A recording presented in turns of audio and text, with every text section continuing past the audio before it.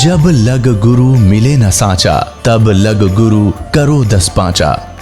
क्या गुरु बदल सकते हैं? क्या गुरु बदलने से पाप लगता है? अध्यात्म के इस मैदान में आखिर सही गुरु कौन है? गीता जी में वर्णित तत्वदर्शी संत कौन है? इन सभी प्रश्नों के उत्तर जानने के लिए अवश्य सुनिए जगत गुरु तत्वदर्शी संत रामपाल जी महाराज के मंगल प्रवचन। अब देखो, ये परमात्मा है। इसको तो कसाई बता, जैसे कसाई बकरे पालता है, सब सुविधाएं देता है उन बकरों को, तालाब बनवा देता है, शेड डाल देता है, चरागाह बनवा रखे हैं। और जब वो कसाई जाता है उन बकरों में, बकरे समझते हैं हमारा बहुत नेक मालिक है, हमारे को कितनी सुविधाएं दे रखी हैं। और वो ऐसे उनको हाथ लगा के चेक करता है। बकरे उसको प्यार देते हैं, जीभ से चाटते हैं, लाड देते हैं कि हमारा अच्छा मालिक है, हमारी कितनी केयर टेक रखता है। और उनको ये नहीं पता, वो न्यू देखा है तुम कह किलो के हो गए, मांस कितना हो गया इनमें, और वो ने सोचा ये हमारी सेवा कर रहा है, हमें प्यार देना आया है। तो हम यहाँ की सुविधाएं देखकर, यहाँ काजू किस्मत सेब संतरे कितने सुंदर बाग बगीचे, झरने बहें, दरिया चले, कितना अच्छा यहाँ पर फल फ्रूट कणक। हमने सोचा भगवान बड़ा दयालु, देख किसी सुविधा दे रखी है। और जब दयालु कहाँ जाता है, जब किसी का बेटा मर गया, कुनबा का परिवार नाश कर देता है, तब कहाँ जाती है इसकी दयालुता? पुण्यात्माओं, ये ज्ञान आज तक किसी ने हमारे को बताया नहीं। ये काल के दूत सतलोक का ठेका ले रहे, ये 2-3 पंथ चल रहे हैं, इन्हें कह का नहीं पता। और श्रद्धालु आंख मीच के बैठ गए, उनको परम धनी मान के, उनको कख नहीं पता। अब इसमें बताया कि उसको परमात्मा कहते हैं। अब जैसे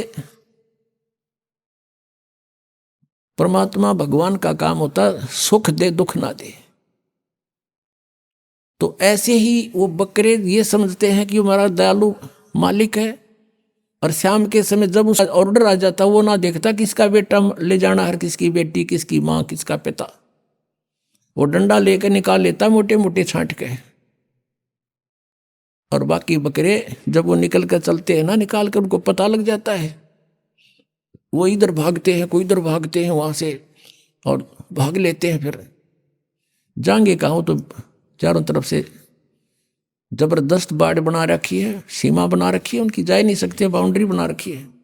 तो पुण्यात्मा, परमात्मा उसे कहते हैं जो दुख नहीं दे, केवल सुख दे।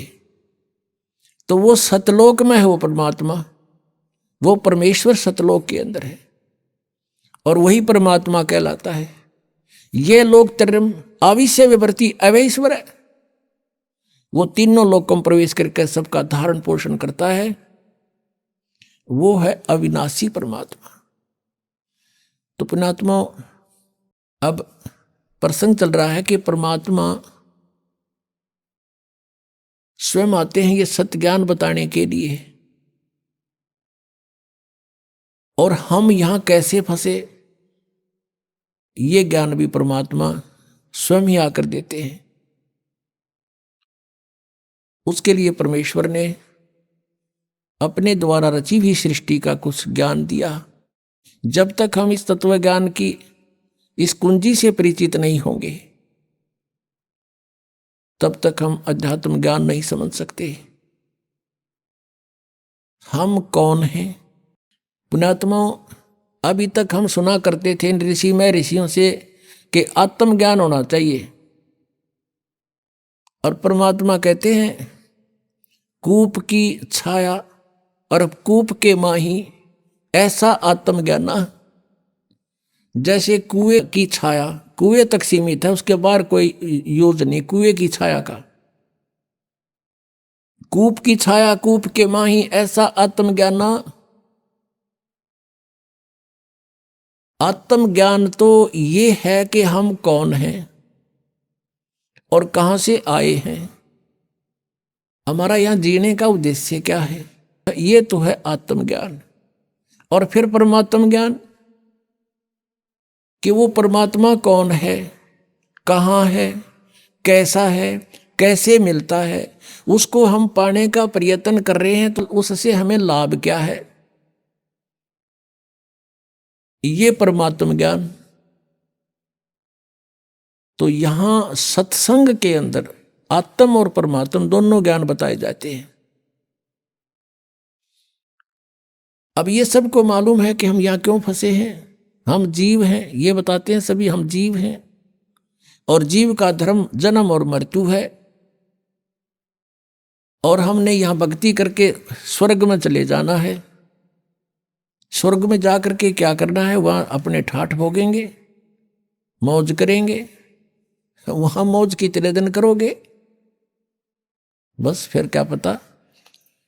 वहां मौज करेंगे जितने आपकी जेब में चवन्नी होगी, जितने पैसे टके आप पुण्य भक्ति साधन के जोड़ के ले जाओगे, उस स्वर्ग महास्वर्ग रूपी होटल में बर्बाद करके खर्च खा के फिर वापस आ जाओगे, क्योंकि वो आपका भोग समय है, भोग का स्थान है। कर्म बनेंगे यहीं पृथ्वी पर आकर। तो अब यहां से जैसी कमाई करके जाएंगे वहीं जाएंगे जहां की हमारी साधना होगी, और वहां अपना ये समय बर्बाद करके पूंजी नष्ट करके हम फिर वापस आएंगे। तो ये जन्म और मृत्यु सदा बनी रहेगी। और इन्होंने अंतिम विधान बना दिया कि जन्म और मृत्यु तो सभी की होती है। और कोई मोक्ष बताते हैं, वो कहते हैं कि परमात्मा में जीव ऐसे मिल जाता है जैसे बूंद समुद्र में है। परमात्मा निराकार है। और फिर नौके समाधि में उसके दर्शन होते हैं। जब समाधि में दर्शन होते हैं, निराकार क्यों करोगे वो? फिर बात को घुमाते हैं, हमने डिवाइन लाइट देखा, डिवाइन लाइट, ईश्वरीय प्रकाश देखा। जैसे कोई कहे हमने ट्यूबलाइट देखी, ट्यूबलाइट कोई अंधा बोल रहा हो और उसे पूछे भाई ट्यूब कैसी होती है, और वो कहता हो मैंने सारा दिखा। उसने कोई नो पूछा कि ट्यूब कैसी है जिसकी लाइट देखी, और वो अंधा नो कहे ना ट्यूब तो निराकार हो, तो होती नहीं। ट्यूब बिना लाइट किसी, ईश्वर बिना प्रकाश किसा। तो ये हमारा भ्रमित ज्ञान था। उस पूर्ण परमात्मा ने 600 वर्ष पहले बताया था। क्या बताया था? धर्मदास ये जग बोराना, कोई न जाने पद निर्वाण। जैसे आपने सुबह के सत्संग में ऋग्वेद मंडल नंबर 9 सूक्त नंबर 86 मंत्र 26 और 27 में है। ऋग्वेद मंडल नंबर 9 सूक्त 82 के मंत्र 1, 2, 3 में है। आपने आंखों देखा कि परमात्मा की महिमा में लिखा है कि वो परमेश्वर ऊपर तीसरे मुक्ति धाम में रहता है। वो ध्रुवलोक के तीसरे स्थान पर विराजमान है, पृष्ठ पर। वहां से गति करके अत्यधिक तेज गति से चलने वाले पदार्थ की तरह, बिजली की तरह, आकाशीय बिजली की तरह गति करके आता है और अच्छी आत्माओं को प्राप्त होता है, अच्छी आत्माओं को मिलता है, श्रेष्ठ आत्माओं को मिलता है। तो वो ऐसी लीला कौन से भगवान ने कर रखी है? केवल कबीर परमेश्वर ने। और जिनको हम भगवान मानते थे, उनकी किसी लीला में वेदानुसार उनकी महिमा नहीं है। केवल कबीर जी की महिमा वेदानुसार है। एक धर्मदास नाम के बहुत बड़े धनी व्यक्ति थे, सेठ थे। वैश्य कुल में जन्म था। भगवान श्री कृष्ण, श्री राम, विष्णु और शंकर के दृढ़ पुजारी थे। उन्होंने अपने, क्योंकि ये सभी को मालूम है कि गुरु बिन मोक्ष नहीं हो सकता, इसलिए गुरु का बनाना अनिवार्य समझ रखा है। तो गुरु बना रखे थे रूपदास जी, जो श्री विष्णु के पुजारी थे, वैष्णव साधु थे। धर्मदास जी 60 वर्ष के आसपास हो चुके थे, पैसे की कोई गिनती नहीं थी, इतना धन था उनके पास। सबसे बड़ी बात सोचने की है पुण्यात्माओं कि इतना धनी व्यक्ति भी भगवान की चाह रखता है तो बहुत पुण्यकर्मी प्राणी होता है। जैसा भी उसके गुरुदेव ने बताया था उसी पर वो दृढ़ थे, गुरु के एक एक वचन को फाइनल मानते थे। पुण्यात्माओं, एक नियम होता है कि श्रद्धालु यानी शिष्य गुरु जी के वचन में किसी प्रकार का अविश्वास ना करे, ये नियम होता है। और इस नियम का दुरुपयोग किया इन नकली संतों ने। श्रद्धालु कहते हैं गुरु जो कहते हैं वो सत्य होता है। जब गुरु है सत्य को नहीं, उनका ज्ञान सत्य कितना होगा। जब गुरु ही नकली है, इनको कह कह का पता नहीं, तो इनका ज्ञान हो ही नहीं सकता सत्य। लेकिन वो अनजान श्रद्धालु उनको गुरु मान रहे हैं, सतगुरु मान रहे हैं, और वो कतई अज्ञानी है। अब ये दास के वर्ड जो आज सुन रहा हो कोई प्रथम बार, तो यूँ सोचेगा कि रामपाल तो अपने आप ने सब तो विद्वान मान रहा है। कि नहीं, दास कोई विद्वान नहीं, लेकिन गॉड गिवन ज्ञान जरूर है दास के पास। विद्वान तो परमात्मा है, और उन्होंने ज्ञान हमें दे रखा है। उस ज्ञान का एक डंडोरा पीट रहा है दास तो, कि ये ऐसा है, ऐसा है, ऐसा है, बस भगवान ने बता रखा है। उसका दिया हुआ धन है, दास आपको बांट रहा है। कोई ले सकता है तो ले लीजिए। तो जैसा भी उस प्यारी आत्मा को उसके गुरु ने साधन बताया था, उसी के आधार से वो चल पड़ा। गुरु जी ने बता रखा था कि हरे कृष्ण हरे राम, राधे श्याम सीताराम, राधे राधे श्याम मिला दे। ये गुट्टी प्यार रखी थी कि ये मंत्र पार कर देंगे। ओम नमः शिवाय, ओम भगवते वासुदेव नमः, हैं ये पता नहीं 20-25 तो इस तरह के मंत्र दे रखे। और एकादशी का व्रत और 68 तीर्थ पर जाना अनिवार्य है। इस प्रकार वो साधक, और गीता जी का नित्य पाठ करना चाहिए। ऐसे ही वो धर्मदास जी गुरुदेव के आदेश अनुसार प्रतिदिन गीता जी का नित्य पाठ करे, एकादशी का व्रत रखता था, और उसने 68 तीर्थ करने की योजना बना ली। भाई गुरु जी ने कहा है 68 तीर्थ अवश्य जाने चाहिए। वो ऐसे ही घूमते घूमते मथुरा पहुंच गए। अब द्वारका तो न पाई कोई ना, क्योंकि द्वारका तो समुद्र में डूब गई थी। ना द्वारका भी धक्के खुआओ। ये कृष्ण जी एक तो सुख कर गए थे कि वो द्वारका तो कोई ना रही उड़ा चौक बुलाओ ना, तो वहां भी धक्के खुआते, बहुत दूर पड़ा हो। यहाँ थे मथुरा पहुंच गया, और वहां उस तालाब में जहाँ श्री कृष्ण जी कहते हैं, कृष्ण जी नहाया करते थे, गौ चराया करते थे। उस तीर्थ में, जोड़ में, तालाब में, और उन तालाबों का ऐसा पानी जो गधे भी ना पी, और उसमें श्रद्धालु नावे और आचमन ले उसका। अब आत्मा को तो भगवान की चाह है किसी तरह मिल जाए, उसने प्राप्त करना है, लेकिन उसका वे ठीक नहीं है, तो तरीका मार्ग ठीक नहीं, कैसे मिलेगा वो भगवान। अब धर्मदास जी सुबह सुबह स्नान करके उस जोड़ में, तालाब में, मथुरा के में, जिसमें बड़ा सैकड़ों आदमी नहावे, गंद माच रहा, और वहीं से लोटा भर के पानी का उसने अमृत जान के वहां रख लिया। लिपा पोती करी, यानी कुछ ग्राउंड लिपा, मड प्लस्टर थे, गाय का गोबर मिला के मिट्टी में, और वहां पर फिर बैठ के लगा नित्य नियम करने। परमात्मा पूर्ण ब्रह्म अपना अन्य रूप बना के, एक जिंदा महात्मा का रूप बनाकर वहां पहुंच गए, बैठ गए धर्मदास जी से 50 फुट की दूरी पे।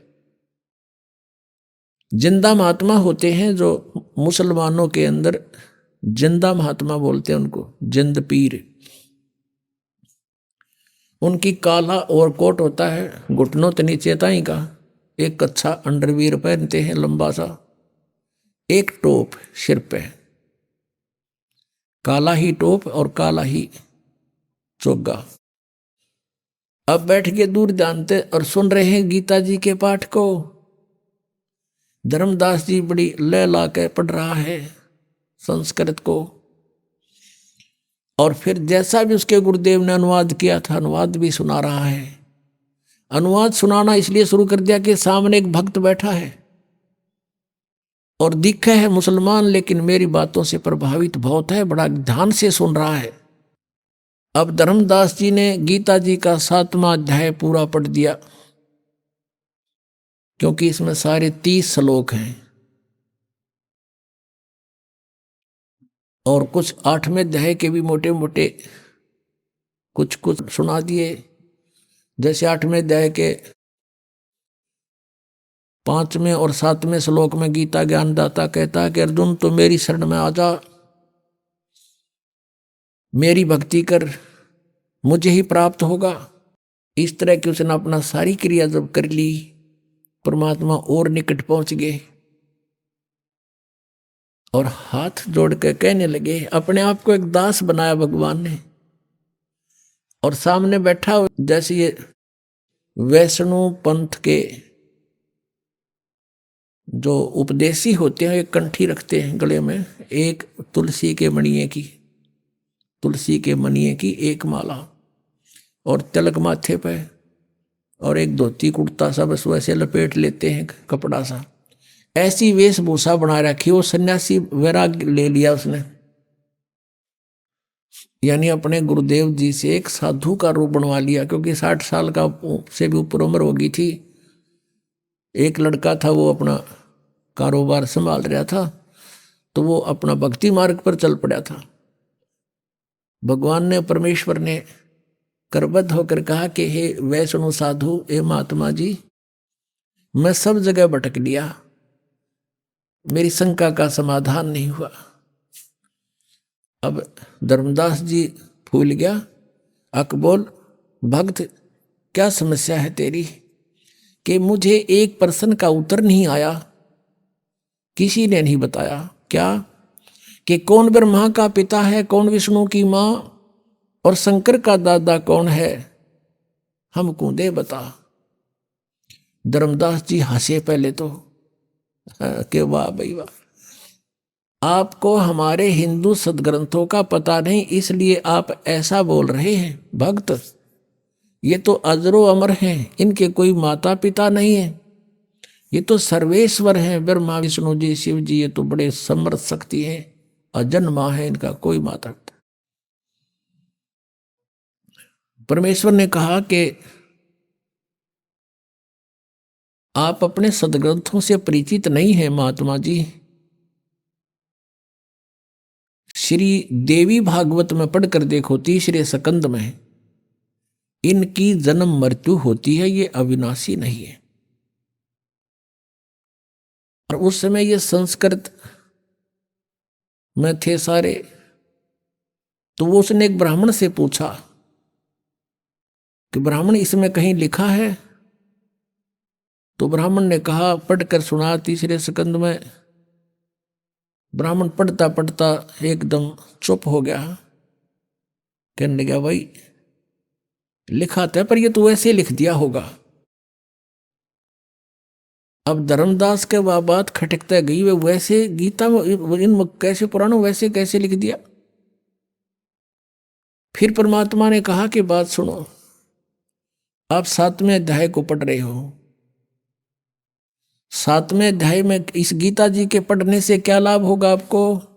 यदि मैं भी पढ़ने लगूं, आपका अनुयायी बनूं, तो इस गीता जी के नित पाठ से क्या लाभ होगा, ये बताओ मुझे। धर्मदास जी ने कहा कि इससे ये मोक्ष होता है। एक राजा ने पढ़ी थी, उसको संतान होगी, एक ने ऐसा पढ़ा था, उसको ऐसे हो गया। परमात्मा ने प्रसन्न किया। एक किसान था, उसके वृद्ध अवस्था में एक पुत्र प्राप्त हुआ, इकलौता। अब किसान ने सोचा कि मेरी मृत्यु के बाद कहीं ये पुत्र मेरे व्यवसाय से अपरिचित ना रह जावे, मैं ये युवा होगा तब तक मेरी मृत्यु हो जाएगी। उसने अपना सारा अनुभव एक बही में लिख दिया, पैड पे, और कहा, बेटा जब तू सियाना हो जा, बड़ा हो जा, खेती करने लगे, तो मेरे इस लेख को अवश्य पढ़ना। अब वो किसान का पुत्र उसको पढ़ रहा अपने पिता की मृत्यु के उपरांत उसके द्वारा दिए गए अनुभव के उस लेख को डेली पढ़ता है। तो उसको डेली पढ़ने का क्या उद्देश्य है उसका? परमात्मा कहते हैं उसका उद्देश्य यही होगा ना कि उस जैसे पिताजी ने कहा वैसे बीज बोए, वही कणक बीजे, उसका उसी तरह उसी सीजन में उसकी बिजाई करे और उसी तरह समय समय पर उसमें सिंचाई करे। कहा जी हाँ बिल्कुल ऐसा ही है। और उसका फायदा क्या लिखने का? और वो गेहूं के स्थान पर तो भांग बोए, गेहूं के बीज के स्थान पर भांग बो रहा हो तो कैसा है वो किसान? अगो तो मूर्ख है, मूर्ख है तो वही बोनी पड़ेंगे तो लिख रखा है, लिखा हुआ उसमें। तो भगत जी जो आपकी गीता जी में लिखा है, आप वही बीज बोगे, वही शास्त्र अनुकूल साधना करोगे, वही नाम जाप करोगे तो लाभ होगा। बीज भक्ति का नाम है और बाकी जो धार्मिक क्रिया है ये खाद और पानी सिंचाई है। तुमने बीज ही गलत बो रखा है। गीता जी में कहीं पर है हरे राम हरे कृष्ण, कृष्ण कृष्ण हरे हरे, सीताराम राधे श्याम, राधे राधे श्याम मिला दे, ओम नमः शिवाय, ओम भागवते वासुदेव नमः, है तेरी गीता जी में कहीं लिखा? नहीं। फिर तू इन रट्टा लाने लग गया तो उस किसान के मूर्ख पुत्र से कम है? अरे जो गीता में लिखा वैसे करोगे तो लाभ होगा। इसमें एकादशी का व्रत लिखा कहीं? छठे अध्याय के 16वें श्लोक में मना किया है कि अर्जुन ये योग यानी साधना भक्ति ना तो अधिक खाने वाले की और ना बिल्कुल ना खाने वाले की कभी सफल नहीं होगी। बिल्कुल ना खाना व्रत रखना एकादशी का, सारा दिन भूखे मरते हो तुम। अब गीता पढ़ते उसने रखी थी, गोट रखी थी धर्मदास जी ने, परमात्मा की एक एक बात छाती में लग गई थी। अरे तू गीता जी को सिरोधार्य मानता है, भगवान के आदेश विरुद्ध तू साधना कर रहा है। 16वें अध्याय के 23वें श्लोक में लिखा है शास्त्र विधि को त्याग कर जो मनमाना आचरण करते हैं उनकी ना गति होती, ना उनको कोई सिद्धि प्राप्त होती, ना उनको कोई सुख होता। यूजलेस। अब यू मन बड़ा शैतान है, यू जल्दी से हार नहीं मानता। अब सारी समझ रहा है, सुन रहा है और हृदय में जा रही है। अब क्या हुआ? क्योंकि काल को पता लग गया कि तेरा एक आदमी जाओगा, काल फंस गया तो इसके वो अंदर से प्रेरणा कर दी कि तू, उसने मन में आई कि ये मुसलमान है और ये वैसे बकवास कर रहा है। सभी तो राम नाम ऐसा ही जप रहे हैं, सभी तो इन नामों का जाप करें पूरे हिंदू समाज में। तो उसने क्या कहा धर्मदास ने परमात्मा को कि जिंदा तेरी बात मैंने बहुत कड़वी लगे और तू महात्मा है ना, मैं तेरे साथ लड़ पड़ता तो साधु वेश में है। आगे से ऐसी बात मत करना, हमारे भगवानों के हमारे मंत्रों के बारे में फालतू मत बोलना। परमात्मा उसी समय जान गए, काल आ गए विष में, अंतर ध्यान हो गए, भगवान वहां से अदृश्य हो गए। अब सामने आदमी बतलावे, अरे एकदम ओझल हो जाए तो कलजा पाट जा। और कुछ लाला जी था, सामने से भगवान एकदम अदृश्य हो गए। उसी समय उसका तो धक्का सा लगा और उसने सोचा देख सारी सच्ची बात बतावे थे, सब सत्य सत्य बोल रहे थे, मेरे भाग फूट गए। ये तो कोई फरिश्ता था, कोई भगवान का भेजा हुआ दूत था, मैंने बड़ी गलती करी और सब बातें सही कह रहा था। अब परमात्मा ने यहां भी बताया था कि जिस तालाब में तू नहा के आया है इसमें पता नहीं कितने जीव मार दिए तने। अब धर्मदास को जो मालिक ने बताई थी तू पूजा पढ़े गीता ने, और गीता जी के 8वें अध्याय के 13वें श्लोक में पढ़ ले कि ओम इति एकाक्षरम ब्रह्म विवरण माम अनुसमरण ये प्रयाति तजन देहम सयाति परमाम गतिम। मुझ ब्रह्म का केवल एक ओम अक्षर है, नथिंग एल्स। और जो इसका उच्चारण करके सिमरण करता हुआ शरीर छोड़कर जाता है सयाति परमाम गतिम, वो परम गति को प्राप्त होता जो ओम से मिलने वाली परम गति है। और तुम जपो हरे कृष्ण राधे श्याम सीताराम राधे राधे। कोई बात हुई? अब एक किसी ने प्रश्न किया कृष्ण के पुजारी तो कि आपका इष्ट देव कौन है? सर्वम तन्यों का राधे। और फिर हो गया श्री कृष्ण जी मेरा इष्ट है। अरे राधे होया कृष्ण जी तेरा इष्ट होया? कमाल की बात कर रहे हैं, बिना अकल की बात। अब राधे श्री कृष्ण जी की वो थी प्रेमिका, और कोई मित्र उससे पहले उसकी प्रेमिका का नाम लेता जूत तोड़े न बाजेगा उनका, यारी तोड़े टूट लेगी उनकी। यानी वो कृष्ण जी की पूजा कर राजदेव श्रद्धा कर रहे। थरा गजब हो, थारा सिर पैर है कोई? तो वो भी नहीं कहे था धर्मदास भी, जो परमात्मा ने उसको ये सुनाया था समझाया था, तो उसका सारी बात जचगी के सत्य है। अब उसने सुबह वो क्रिया ना हुई उस भगत जी में जो प्रतिदिन क्रिया करता, और नो सोचा ही भगवान वो एक बार फिर आवे। अंदर से सारी रात नो तड़पता रहा, एक बार वो भगवान है परमात्मा वो कौन था नो तो मैं नहीं जान सकता, एक बार फिर आ जा।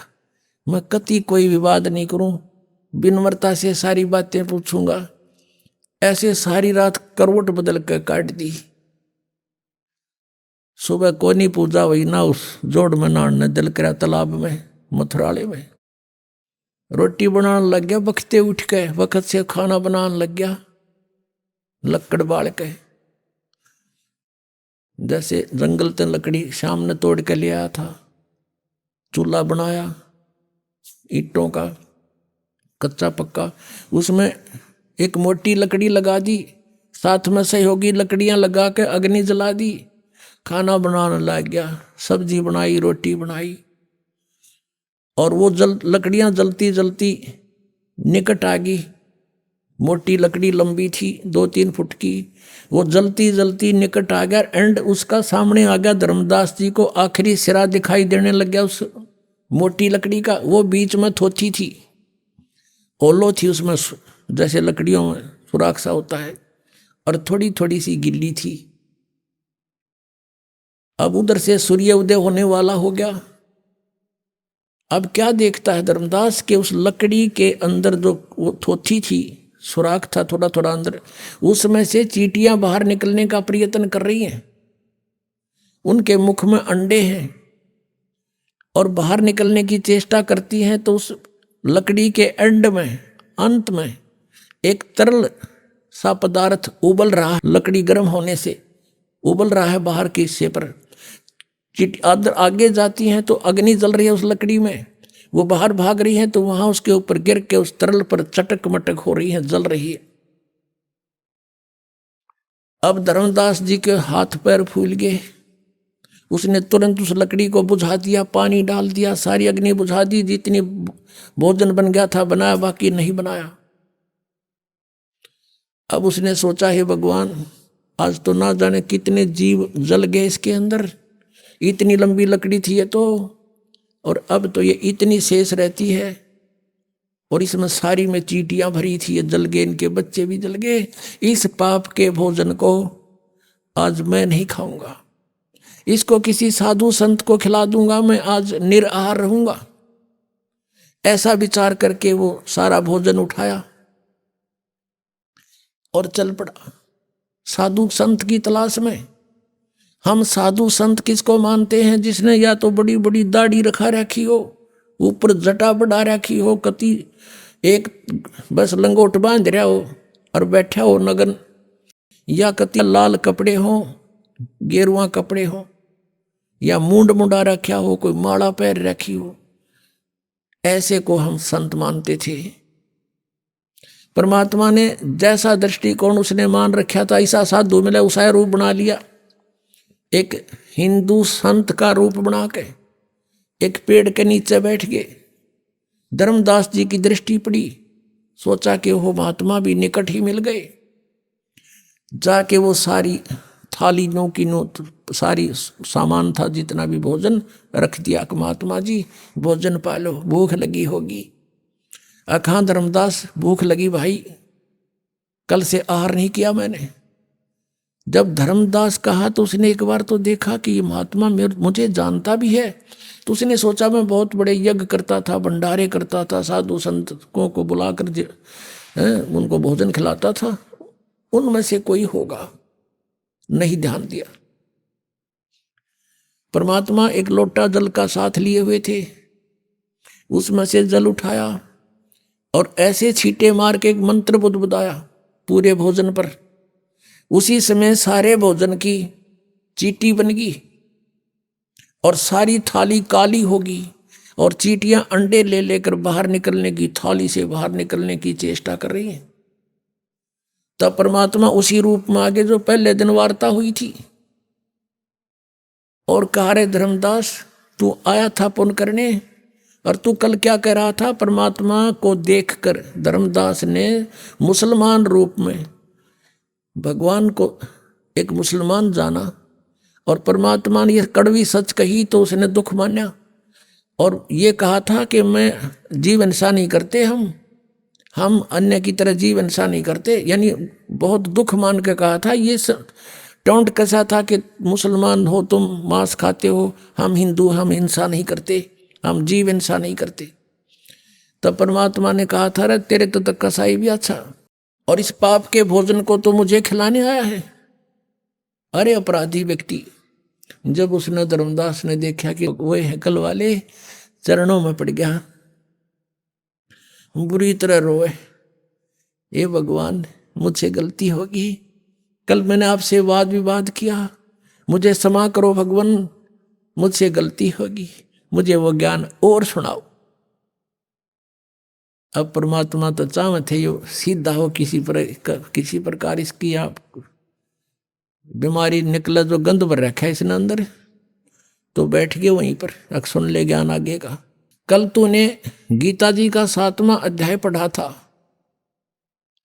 7वें अध्याय के 12 से लेकर 15 तक और 20 से लेकर 23 तक, इन श्लोकों में ये जिनकी तू पूजा करता है, इन तीनों गुणों में से तू शंकर और विष्णु जी की, तमोगुण शंकर और सतोगुण विष्णु जी की पूजा करता है। कहाँ जी? तो क्या लिखा तेरी गीता जी ने? खोल एक बार फिर। तो परमात्मा ने दिखा के देख पढ़ के, पुणात्मा आज से 600 वर्ष पहले परमात्मा ने यह ज्ञान सुनाया था, जो आज दास सदग्रंथों में आपके रूबरू करा रहा है। गीता जी हिंदू समाज के अंदर एक बहुत सिरोधार्य अच्छा सदग्रंथ माना जाता है और है, लेकिन इसके अंदर लिखा क्या है ये हमें आज तक नहीं पता था। परमेश्वर कबीर जी ने 600 वर्ष पहले बताया था, क्योंकि वो परमात्मा है।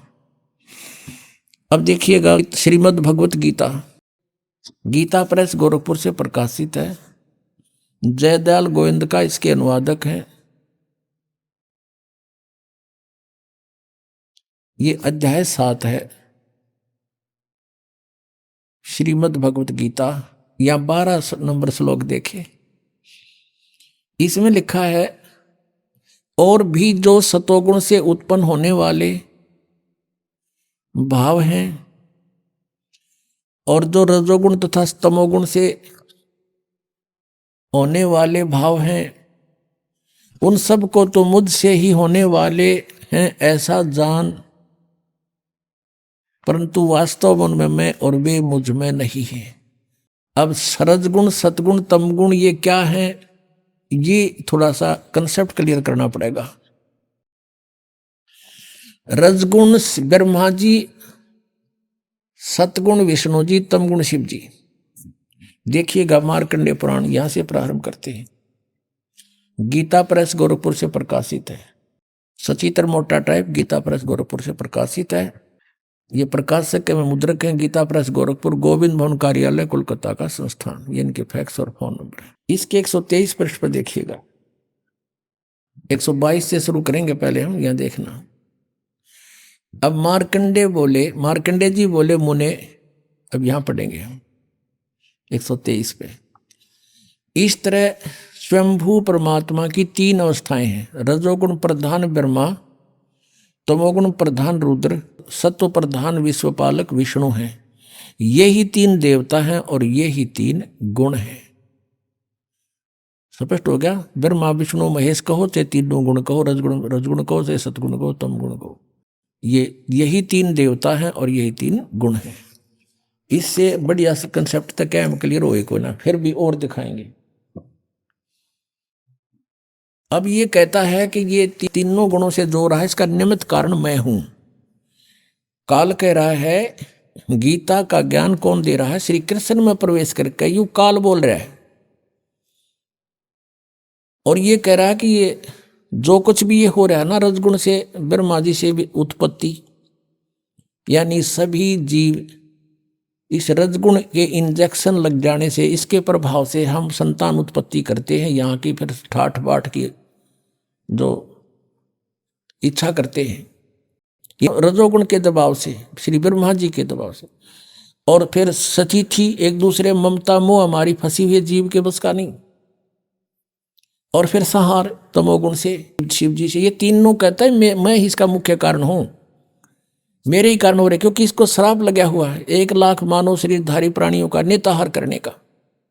कहता है इन तीनों का निमित्त कारण मैं ही हूं, पर मैं इनसे बाहर हूं, इनसे न्यारा हूं। 21वें ब्रह्मांड में, और इस एक ब्रह्मांड के अंतिम छोर पे रहता है, गुप्त स्थान पे। उसके लिए देखिए शिवपुराण, संक्षिप्त शिवपुराण, और ये गीता प्रेस गोरखपुर से प्रकाशित है। इसके अनुवादक हैं हनुमान प्रसाद पोदार। गीता प्रेस गोरखपुर से ये प्रकाशित है और मुद्रित है। इसके 110 पृष्ठ पर आपको दिखाते हैं।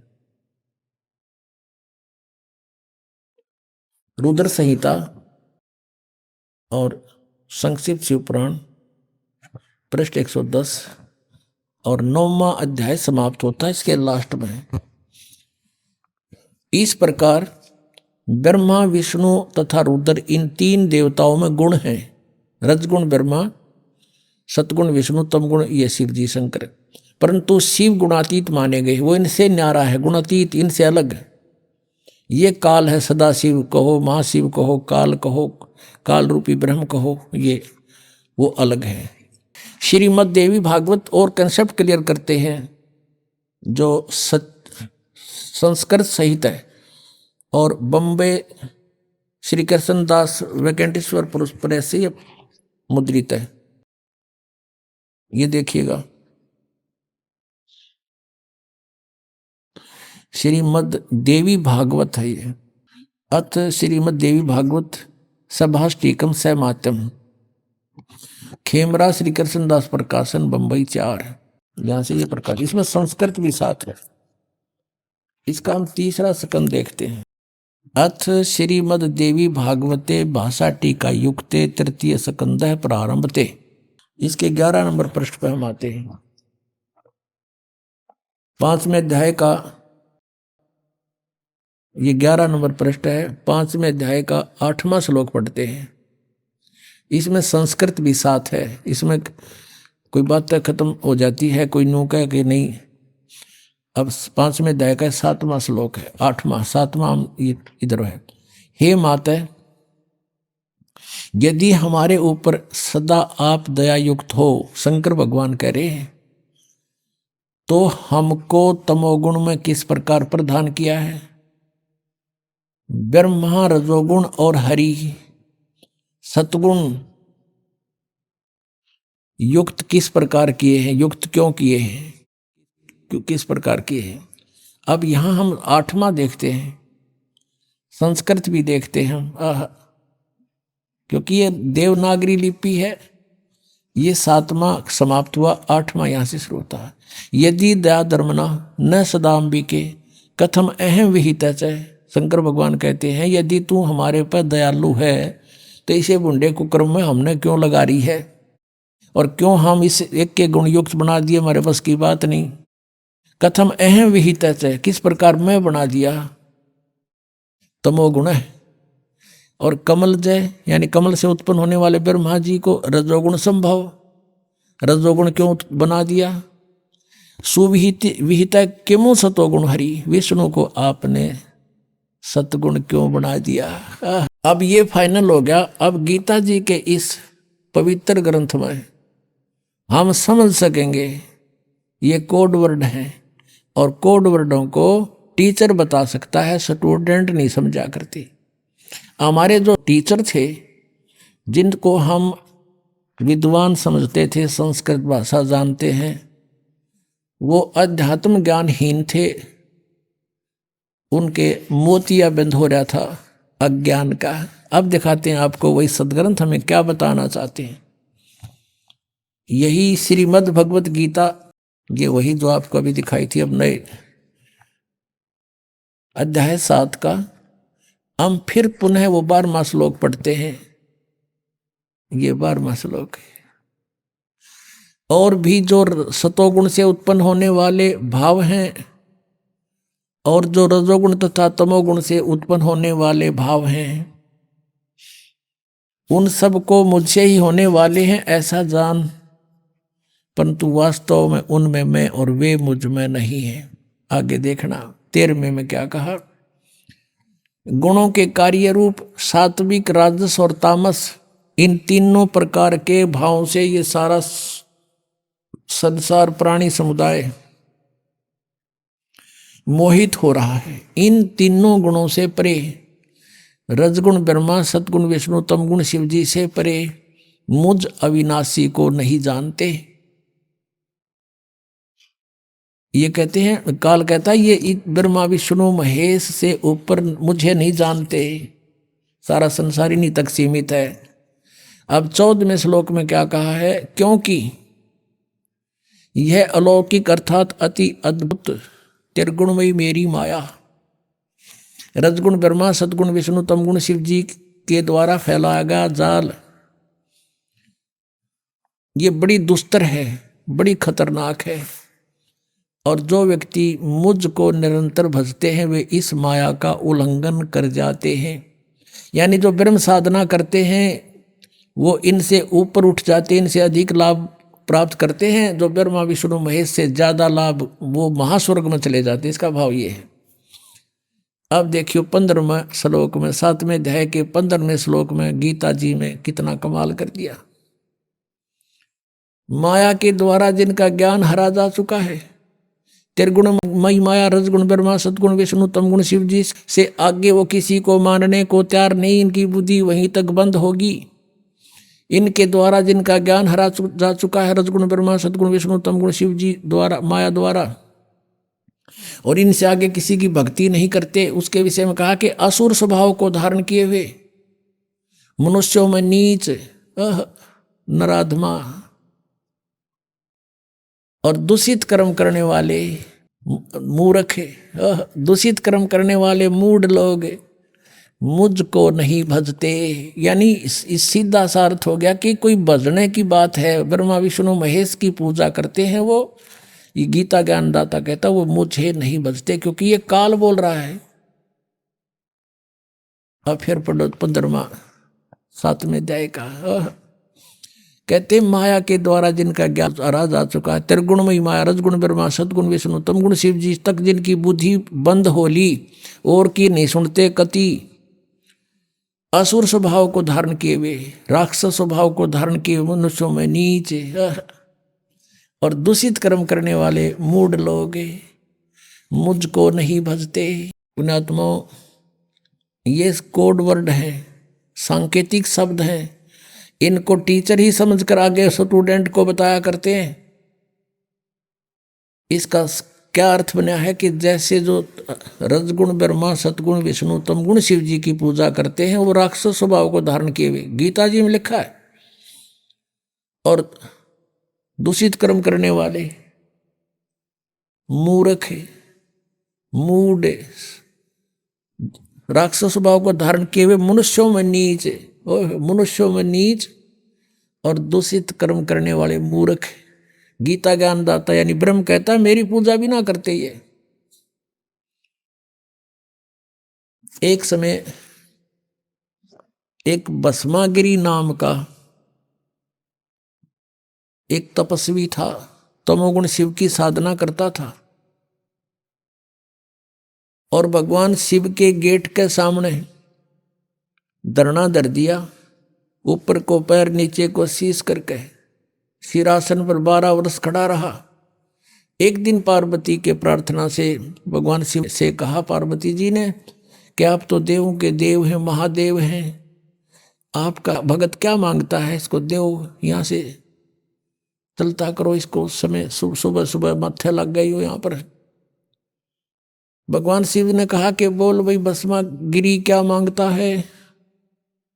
भस्मागिरी ने कहा कि आप वचनबद्ध हो जाओ प्रभु तब मांगू। शिव जी ने कहा वचनबद्ध हो गया बच्चा, मांग क्या मांगता है।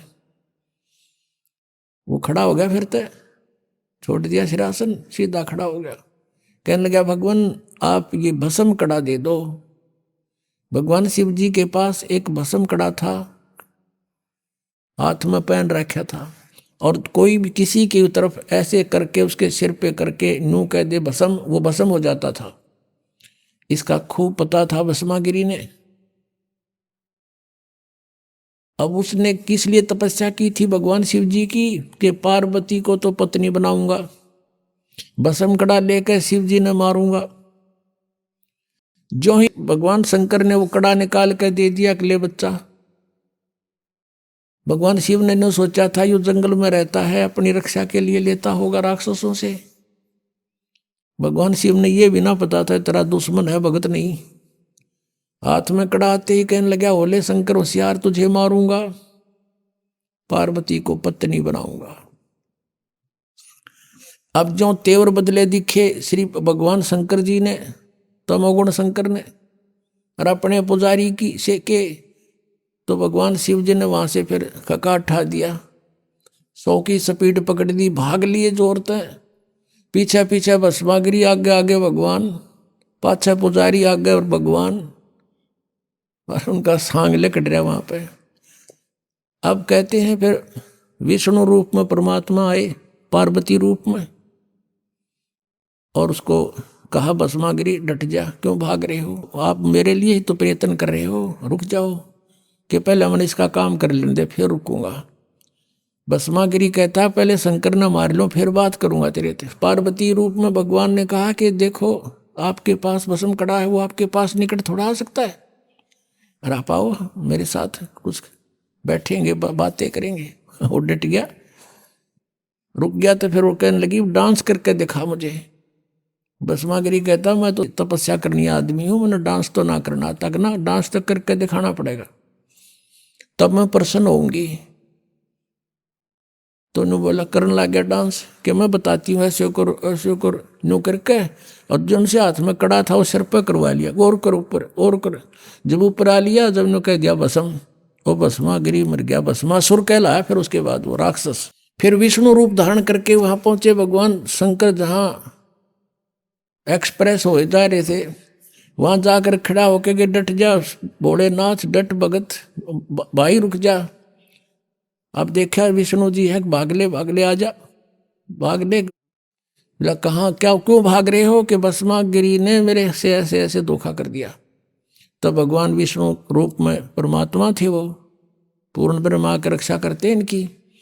कहने लगे कि देख वो मैंने मार दिया, ये तेरा भस्म कड़ा रहा, पकड़े ना जच्ची उसका, कि उसका तो बहुत भयंकर रूप विकराल रूप था, वो नू कैसे दे दिया कड़ा। तब वापस आए, बताया कि ये राख पड़ी उसकी, यहां मरा वो। तब भगवान शिव जी का कलेजा ठंडा हुआ। आरामी न भगवान माने तेरी यह कथा रोज पढ़ा करते कि भगवान भस्मागिरी का आगे भाग लिया शंकर जी। अगर अविनाशी होते, अजर अमर होते तो कहते आजा भाई, करके करेगा। जैसे कबीर परमात्मा को ऐसे काट दिया था, 50 टुकड़े शेख तकी ने करवा दिए थे, अरण्यों के न्यों खड़े हो गए भगवान सामने। और भी बहुत सी यातनाएं दी थी, पर मालिक उसमें गंगा में डुबो दिए थे, बाहर खड़े पाए थे। अपने आत्मा ये तमोगुण के पुजारी राक्षस कहलाया, भस्मागिरी नहीं, भस्मा असुर कहलाया उसके बाद वो। और रावण ने तप किया था, साधना भक्ति की थी, इसी तमोगुण भगवान शंकर की प्रक्रिया को उठाना है महापाप, घोर पाप होता है अबला को उठा कर जबरदस्ती लाना। और फिर वो भगवान उसके शिव जी के बड़े भाई की पत्नी यानी विष्णु की पत्नी तो माँ के तुल्य होगी, और शिव जी का पुजारी सीता ने ढा ले गया, कौड़ को बद कर दी, राक्षस कहलाया, कुत्ते वाली मौत मरा। और रजोगुण के यानी ब्रह्मा जी का पुजारी था हिरण्यकशिपु।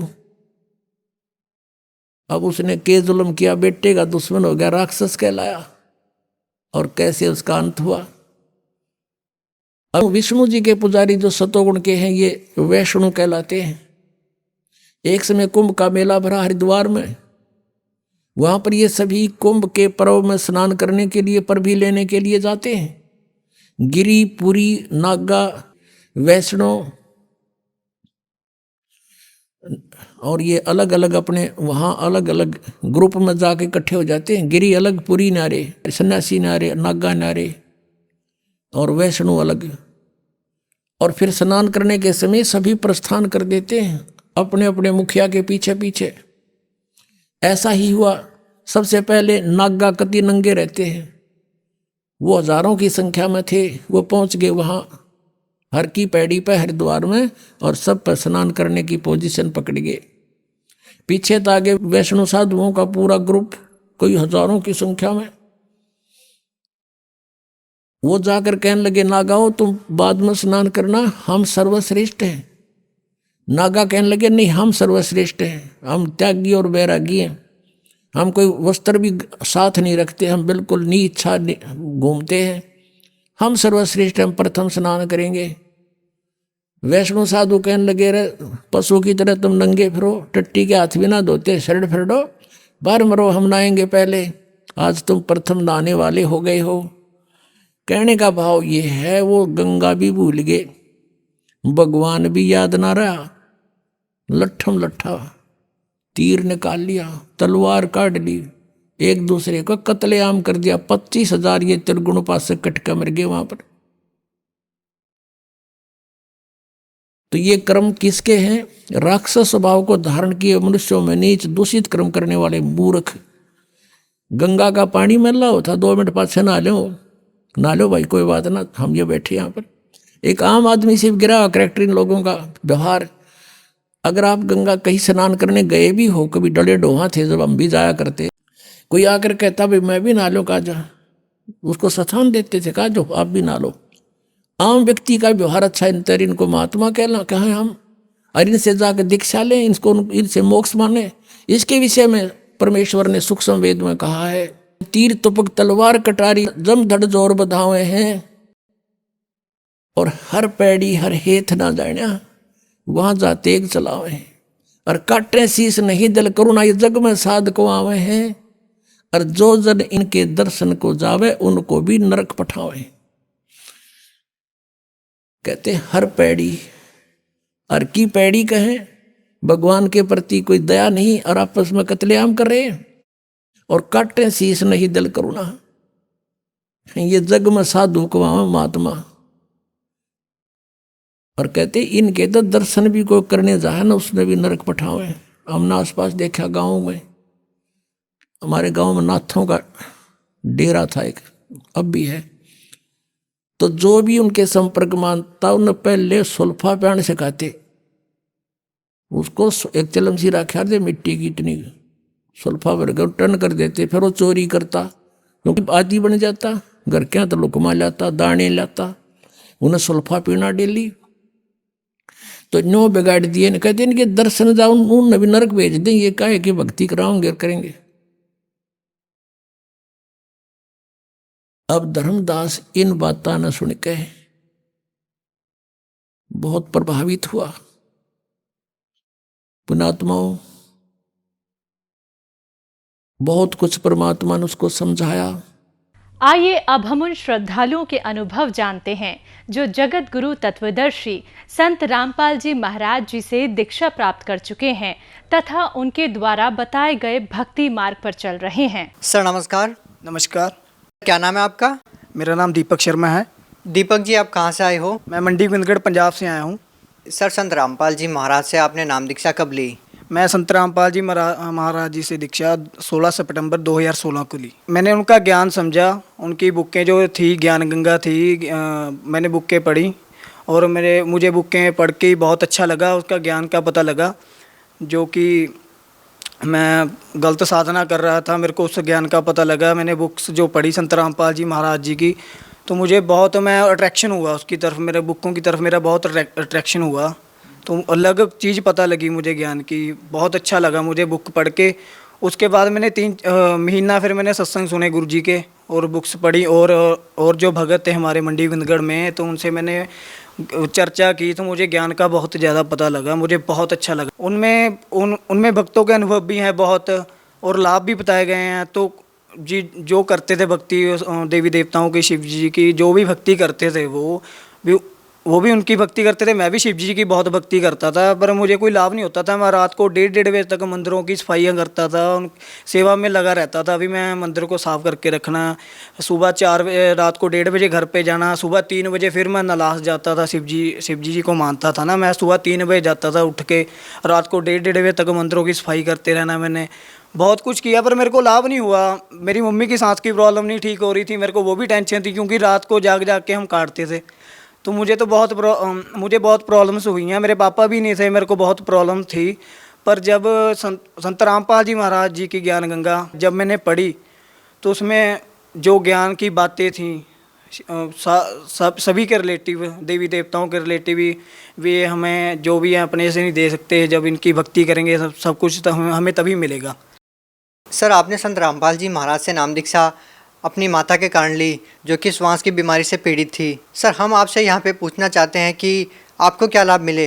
क्या आपके माता जी की जो बीमारी थी, क्या संत रामपाल जी महाराज से नाम दीक्षा लेने के बाद ठीक हुई? जब मैंने संत रामपाल जी महाराज जी से दीक्षा ली, उसी दिन रात को जब मैंने घर पे मैं गया, हम रातें जाग के काटते थे। जब मैंने जोत लगाई ना, तो अगले उसी रात से मम्मी मेरे ठीक होने लग गए। कहने का मतलब ठीक हो गए थे, कोई उसके बाद कोई प्रॉब्लम ही नहीं हुई हमें। आपके माता जी ने नाम दीक्षा ले रखी थी उस टाइम पे? उस टाइम मेरी मम्मी जी ने नाम दीक्षा ली थी, मैंने अकेले नहीं ली थी। फिर भी आपकी माता जी को लाभ मिला? हाँ जी, मेरे मम्मी तंदुरुस्त हो गए, बिल्कुल ठीक हो गए। तो मम्मी सत्संग भी सुनने लग गए, हमारे घर वाले सभी ने हमने सत्संग सुना, और 1 महीने बाद उन्होंने भी नाम दीक्षा ले ली। सर, संत रामपाल जी महाराज के जो अनुयायी हैं, उनके बारे में ये कहा जाता है कि वो एक अंधविश्वास के तहत संत रामपाल जी महाराज से जुड़े हुए हैं। आप भी युवा हैं, समझते हैं, पढ़े लिखे हैं, आप क्या कहना चाहते हैं? संत रामपाल जी महाराज जी शास्त्रों के अनुसार साधना बताते हैं, सही भक्ति बताते हैं। तो मैं भी शिव जी की बहुत पूजा करता था, ज़्यादा करता था, बहुत करता था। मैं सुबह 3 बजे जाना, रात को 1:30 बजे मंदिरों में आना, घर पे आना। मेरे घर वाले भी बोलते थे इतनी देर तू मंदिरों में क्या करता रहता है। मैंने बोला मैं भक्ति करना चाहता हूँ, मैं मोक्ष प्राप्त करना चाहता हूँ, मैं यहाँ से निकलना चाहता हूँ बस। पर परमात्मा जो संत रामपाल जी महाराज जी की जब मैंने बुक्स पढ़ी, ज्ञान गंगा पढ़ी, तो मैं बहुत अट्रैक्शन हुई मेरे को। मैंने सही ज्ञान का पता लगा मुझे, मैंने सभी कुछ मिलाया, गीता में मिलाया, सारा कुछ मैंने मिला लिया। मुझे कोई दिक्कत नहीं आई। परमात्मा ने, संत रामपाल जी महाराज जी जो बताते हैं सही बताते हैं, मुझे यकीन हो गया। जब मैंने उनसे नाम दीक्षा ली तो मुझे और भी यकीन हो गया ये सच्च भक्ति है, और मेरे को अनुभव भी बहुत हुए। सर, आप भगत समाज को क्या संदेश देना चाहते हैं? मैं भगत समाज को यही संदेश देना चाहता हूँ, संत रामपाल जी महाराज जी की शरण में आए और सही ज्ञान प्राप्त करें, और सही ज्ञान पढ़े, और उनके सत्संग सुने, और उनकी शरण में आए और अपना कल्याण करवाएं। सर, और भी बहुत सारे लोग हैं जो संत रामपाल जी महाराज से नाम दीक्षा लेना चाहते हैं, तो सर वो उनसे नाम दीक्षा कैसे ले पाएंगे? अब तो बहुत सारे टीवी चैनलों पे संत रामपाल जी महाराज जी के सत्संग आते हैं, और नीचे पीली पट्टी दी होती है, उन नंबरों पे डायल करके आप अपने नज़दीकी नामदान केंद्र में निःशुल्क नाम दीक्षा ले सकते हैं। जी, धन्यवाद। सत साहिब।